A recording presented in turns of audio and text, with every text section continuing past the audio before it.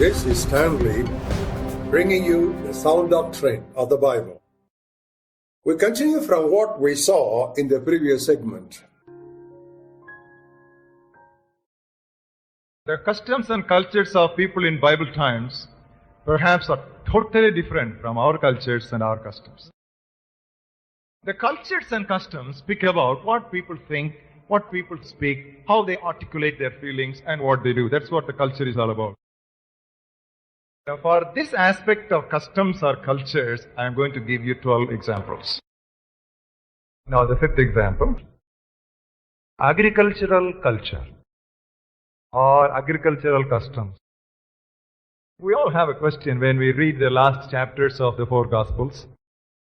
Why did Jesus curse the fig tree knowing pretty well that that was not the season for fruit bearing? Now, unless you go back to understand the agricultural know-how or the agricultural culture of the people of Israel and the Jewish land, that question cannot be answered at all. Usually in the month of March, in the Jewish land, there will be buds, fruit-like buds in the fig trees. And then in April, there will be huge, large-sized leaves, green leaves.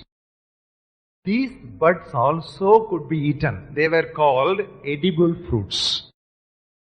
Now, Jesus cursed the tree in the month of April because that was the Passover time. If you don't have buds in March and April, in May, June, when the fruit has to fully ripen, there will be no fruit. It is only a camouflage. It is only trying to act, give a show off, which is not real. So when Jesus cursed the tree, none of the disciples asked him, now it is not fruit-bearing season, why did you curse it? Rather they asked, how soon it withered away. So this is a very important illustration to tell us that we need to get into all these backgrounds in order to properly interpret the Bible. It was a symbolic thing for the people of Israel. The Lord Jesus had come to them. It was a time for them to have at least the early fruits. If they had given the early fruits at that time, in AD 70, the Roman Empire would not have destroyed Jerusalem and scattered the people. But when it was time for them to give fruit, the early fruit, they refused. And Jesus cursed them. And still they are pilgrims all over the world. And all the nations are against them. So an Israelite can easily understand the fig tree problem. Sixthly, architectural culture, the building culture. Sometimes we wonder, how could Rahab have a house on a wall? Was the wall so big, 20 feet, 30 feet, 40 feet wide? Jericho walls were made of two portions, one inner wall and one outer wall. There was a small space between these two walls. People used the space between the two walls for dumping their garbage and all kinds of junk. And that will become heaps and heaps and heaps for long. And poor people and people who are not very much part of a regular society, they try to put up some temporary sheds and small houses like slums on these heaps. So when the heaps of dust, when that could come as much as the height of the wall, it looked as if that the house is on the wall. We don't need to immediately interpret, oh, the house will be 30 feet, so the walls were 30 feet. 30 feet of walls fell down when people of God came around. 30 feet or 300 feet, it will fall. That is no problem. But that is not the interpretation. That is not the point there. The point is, God worked on their behalf. Seventhly, clothing culture, garments culture. You know, in 1 Peter 1:13, it says, gird up the loins of your mind. What is meant by girding up the loins? I don't think I can understand it better today, but my grandfather can understand it. When you want to work or when you want to run or when you want to climb somewhere, you just take a rope and then you just roll it up and then you put it under your sash, around your loins, around your belt. Even today, Dotiwalas can understand 1 Peter 1:13 somewhat better. But you go to the youngsters who are wearing cowboy jeans, you'll say, hey, what is that? I can't try. Even one sleeve I cannot make. How can I just leave it up and then tie up my loins? Cowboy jeans, you cannot do it. So after some time, our young people will not be able to understand that 1 Timothy 1:13. We can understand because we know what dhoti is. You ask me where do you get milk from, I will say you get milk from cows. You ask your son where do you get milk from, he will say you get it from packets.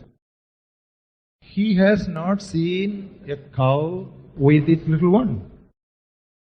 He has never seen a fellow sitting in between the two legs of the cow and trying to do all these kinds of things. Your son and your daughter has not seen. This is one generation problem, mind you. I want you to think a lot.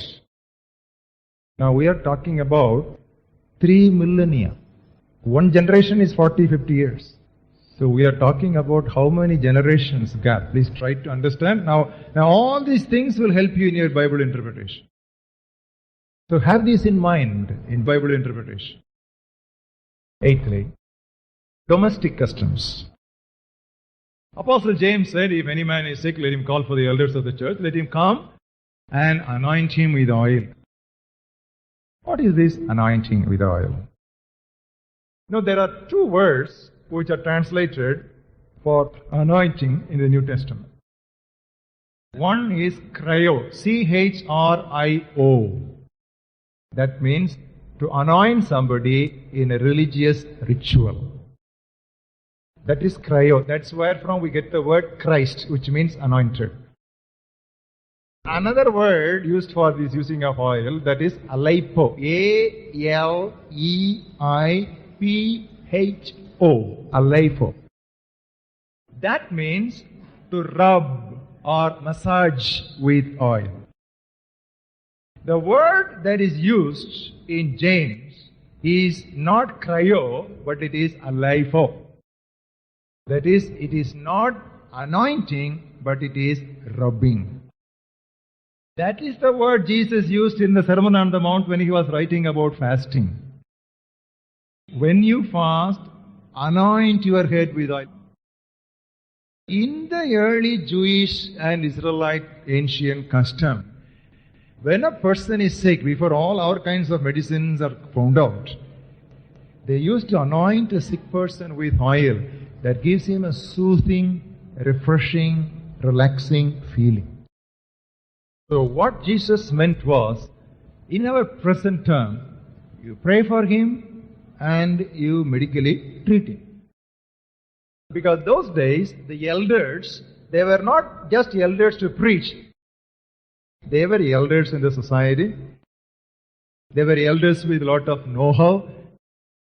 They were elders with the ancient simple medicines. They were elders with so much of knowledge. That is the wholesome meaning of the word elder. So that word gives us a very clear indication with so many other passages that God never said pray or treat. It was pray and treat. Because this interpretation was not clear 20-25 years ago, people were trying to hide their medical treatment. An outstanding healing evangelist in India, he wrote a letter to my father-in-law, who is an ophthalmic surgeon. I want you to help me. Please operate on me for cataract, not in your clinic, but secretly inside your house. So my father-in-law made his own room into a theater. He cleaned it up well and all kinds of things he did. And that great preacher, he was a healing evangelist. He was operated in our house by my father-in-law. For nearly 10-15 years he had a good sight. Then he passed away. What a problem. He cannot go to a hospital for operation. Because people will question him.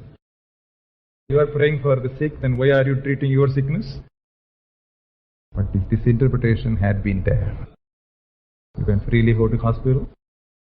And after going to hospital, you don't need to hide that you are operated. You can openly say you are operated. You will not be ashamed. Rightly divide the word. There is no place for this unnecessary getting ashamed. Ninthly, geographical conditions or geographical setup.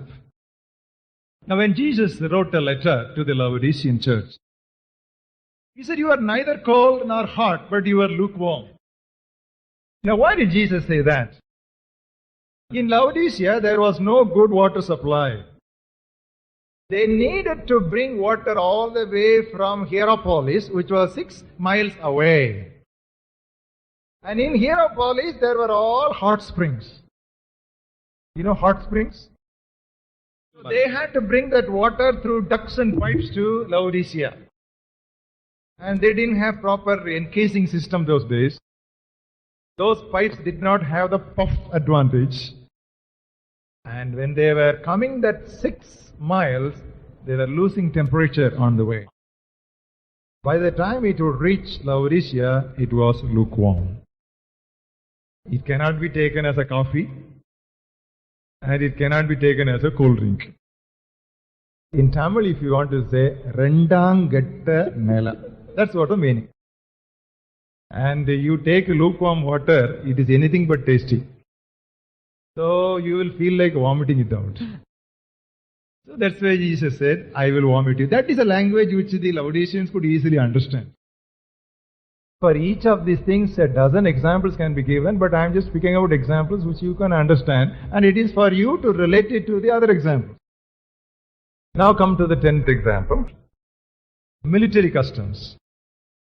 Turn with me to a very interesting passage in 2 Corinthians, 2nd chapter and verse 14. "Thanks be to God who always leads us in triumph in Christ and through us diffuses the fragrance of His knowledge in every place."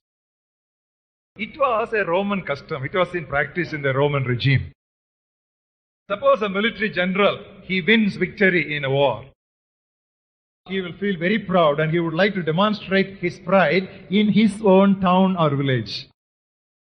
He will go in the front and all his soldiers will come behind him. And all the captives of the enemy will come still further back. So this general will walking through all the streets. That's called leading in a triumphal procession. And everybody in the village will start talking about. So who belongs to our own village, who was the primary person to win victory over that war, he is now bringing the soldiers and captives behind.